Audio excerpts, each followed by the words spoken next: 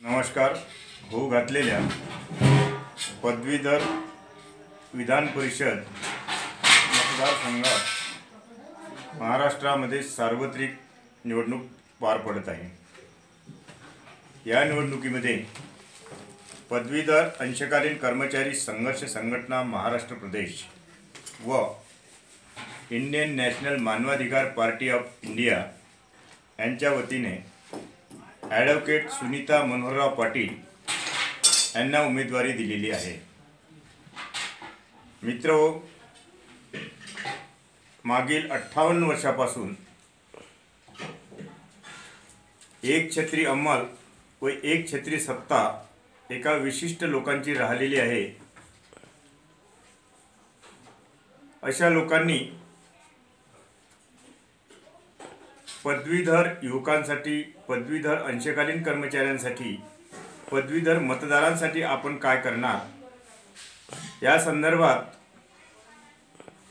लोकमत वर्तमानपत्रामध्ये खूप मोठी मुलाखत दिली आणि सांगितलं की कौशल्य विकास, रोजगार मेळावे, मोठमोठ्या कंपन्या आणि रोजगार यांच्यामधील सेतू बनून नोकरी मिळवून देण्याचे प्रयत्न करणे हे या 58 वर्षाच्या कालावधीनंतर पदवीधर मतदारांना खूप मोठा आमिष देण्यात येत आहे.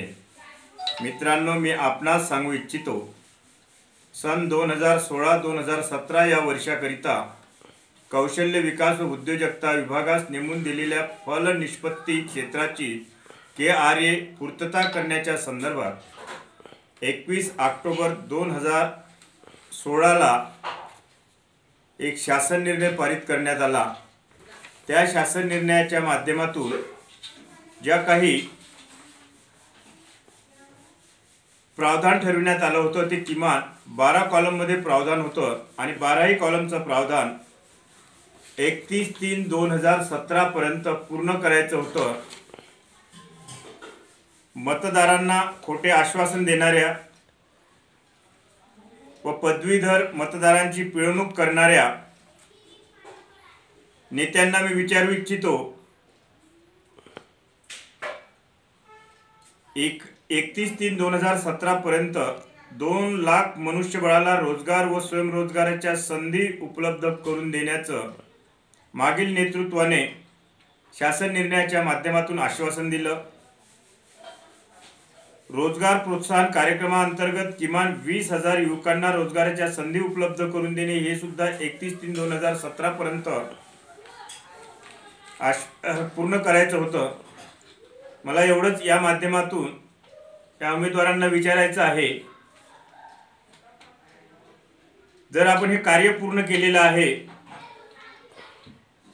तर 2 लाख बेरोजगारांना कुठे रोजगार उपलब्ध करून दिला, 20,000 युवकांना कोणत्या रोजगाराच्या संधी उपलब्ध करून दिल्या व 1 लाख लोकांना कुठे स्वयंरोजगार उपलब्ध करून दिला, याचं स्पष्टीकरण आपण सगळीकडे जाहीर करावं व कदाचित शासनाकडे जर 2 लाख लोकांची यादी असेल ती सुद्धा प्रसार आणि प्रचार माध्यमाच्या द्वारे प्रसिद्ध करावी.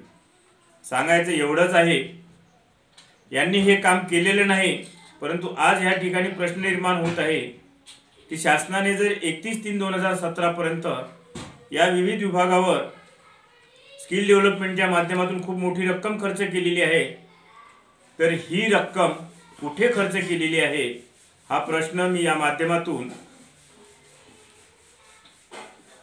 उमेदवारांना विचारत आहो. सांगायचं एवढंच आहे, या निवडणुकीच्या माध्यमातून खूप मोठे खोटे आश्वासन आपणास मिळणार आहे. आमचा जाहीरनामा पारदर्शक आहे. जाहीरनाम्यात दिलेली प्रत्येक अभिवचन आम्ही पूर्ण करण्यास समर्थ आहोत. तेव्हा आपले मत कुठेही वाया जाऊ न देता नागपूर विभाग पदवीधर मतदारसंघाच्या उमेदवार ॲडव्होकेट सुनीताताई पाटील यांच्या नावापुढे 1 हा क्रमांक लिहून पहिली पसंती त्यांना दर्शवा व आपल्याला ज्या 58 वर्षात कोणत्या समस्या, अडीअडचणी निर्माण झाल्यास त्या अडीअडचणीवर मात करण्याची हीच संधी आहे. नमस्कार.